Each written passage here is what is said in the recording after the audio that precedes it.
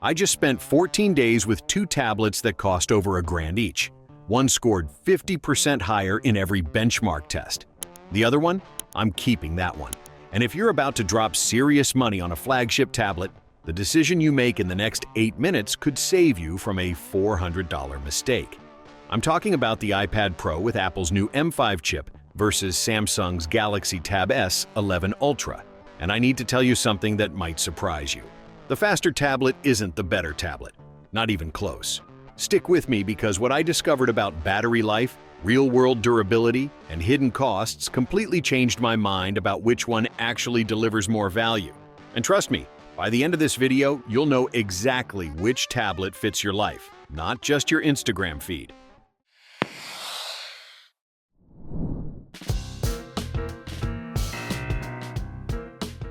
Let's start with what you'll stare at every single day: the display. Samsung went aggressive with a 14.6-inch Dynamic AMOLED 2X panel. Apple's rocking a 13-inch Ultra Retina XDR with tandem OLED technology. Now, 1.6 inches doesn't sound dramatic until you're actually using these tablets. I spent 3 days editing videos on both, and here's what nobody tells you. That extra screen real estate on the Samsung? It's the difference between seeing your entire timeline and constantly zooming in and out like you're playing some frustrating game. Both panels hit 120 Hz refresh rates, perfectly smooth scrolling, zero lag. Both peak at 1,600 nits for HDR content, bright enough to actually work outdoors without turning your tablet into an expensive mirror. But here's where they split. Apple's color accuracy is surgical. True whites, balanced tones, and if you're a creative professional who needs perfect color grading, the iPad nails it every single time. Samsung pushes saturation harder, richer blacks, more punch, and honestly, for watching movies or gaming, Samsung's panel feels more immersive. It's not more accurate, but it's definitely more fun. And we need to talk about sound because these speakers surprised me. Samsung's quad speaker setup, tuned by AKG, has genuine bass response. Not laptop replacement level, but enough depth that I watched entire Netflix episodes without reaching for headphones. Apple's 4-speaker system is cleaner, crisper vocals, better clarity for podcasts and video calls. Both support Dolby Atmos, both support Bluetooth 5.4. You're getting premium audio either way, but Samsung fills the room while Apple focuses on precision. Now we hit the spec sheet war, and this is where things get interesting. Apple's M5 chip is an absolute monster. I ran Geekbench 6 on both tablets. The iPad Pro scored around 4,100 in single-core tests and pushed past 15,500 in multi-core. The Galaxy Tab S11 Ultra, running MediaTek's Dimensity 9400 Plus processor, managed roughly 2,600 single-core and around 8,500 multi-core. On paper, that's brutal. Apple's leading by 40 to 50% in raw processing power. But here's the reality check. I exported the same 4-minute 4K video on both tablets. The iPad finished in about 3 minutes and 20 seconds. The Samsung took just under 6 minutes. Yes, the iPad is faster. Significantly faster if you're rendering complex timelines, working with multiple layers in LumaFusion, or running intensive creative apps. But here's my question for you. When was the last time 2 extra minutes ruined your day? For most people, the answer is never. The Samsung handles every normal task smoothly. Web browsing, document editing, social media, streaming, even gaming. It doesn't feel slow. It just isn't championship-level fast. The iPad Pro wins the benchmark war. No argument.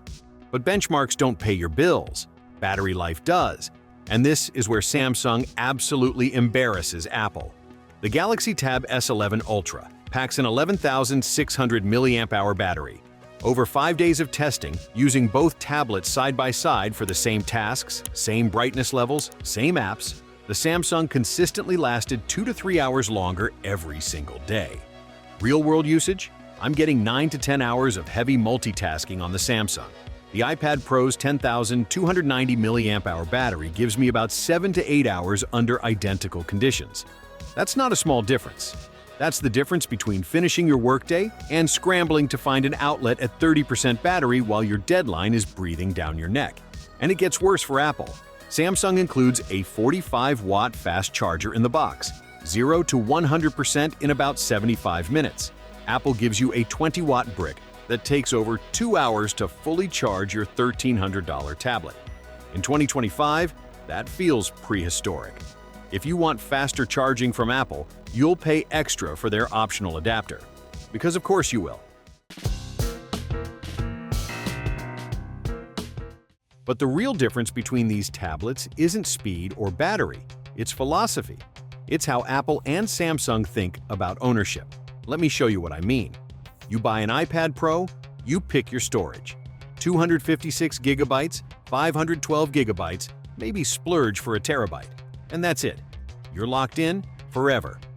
When you run out of space, Apple politely suggests you subscribe to iCloud and pray for decent Wi-Fi.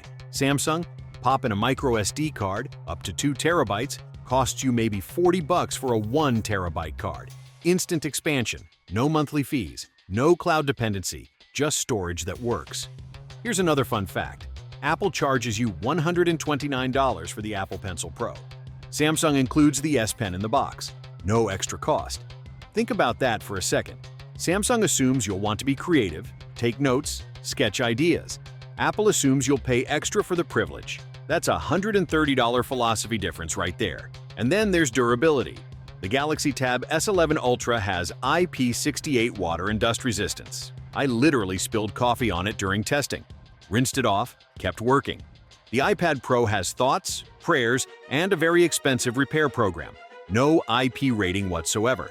These are tablets designed for real use, for people who live actual lives with actual accidents.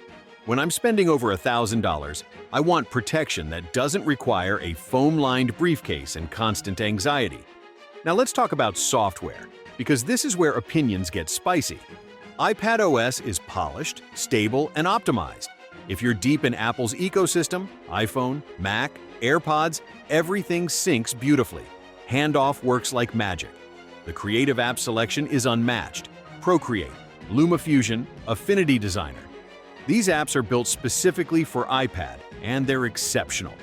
But here's the problem. iPad OS still treats you like a child who can't be trusted with a file system. Try moving a file from downloads to documents without wanting to throw your tablet across the room. I dare you. Samsung's approach with One UI and DeX mode is completely different. DeX turns your tablet into an actual desktop experience. Multiple windows, real file management, desktop-class browsing. You can connect an external monitor and run up to 4 separate desktops simultaneously. It's not perfect, and yes, some apps aren't optimized for this mode. But it's Samsung saying, here's a tool, use it however you want, versus Apple saying, use it our way or suffer. For cameras, honestly, neither tablet is replacing your phone. The iPad Pro has a single 12-megapixel rear camera with LiDAR for depth sensing and AR applications. Samsung gives you a 13-megapixel main camera plus an 8-megapixel ultra-wide and a 12-megapixel ultra-wide front camera. In real use, iPad shots look slightly more natural, better color science, especially with skin tones. Samsung pushes saturation a bit harder. Both are fine for video calls and quick document scans. Neither is winning photography awards. Moving on. So let's talk about money, because this is where it all comes together. The Galaxy Tab S11 Ultra starts at $1,199 for 256 gigabytes of storage, and that includes the S Pen. The iPad Pro 13-inch model starts at $1,299 for 256 gigabytes. Add the Apple Pencil Pro for another $129, and you're at $1,428 before taxes. That's a $230 difference for less screen space, shorter battery life, no expandable storage, no water resistance, and slower charging. But here's what really matters. The question isn't which tablet is faster, it's which tablet makes your actual life easier. If you're a professional creative working in Final Cut Pro, Logic Pro, or iPad exclusive apps, and you're already invested in Apple's ecosystem, the iPad Pro makes sense. That performance advantage is real, and the app optimization is genuinely better for intensive creative work.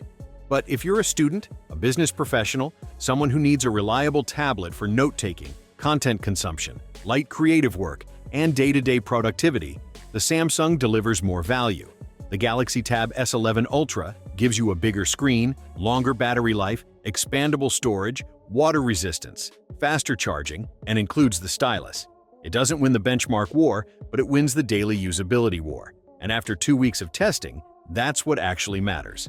I'm keeping the Samsung because it respects my time, my money, and my intelligence.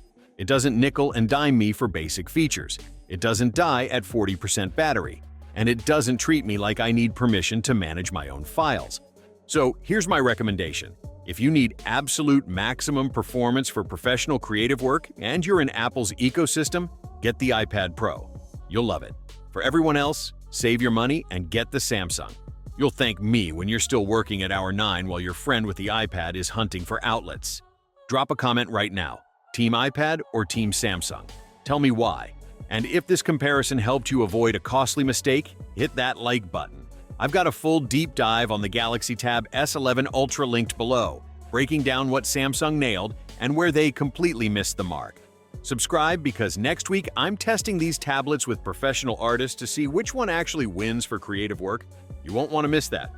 Thanks for watching, and I'll see you in the next one.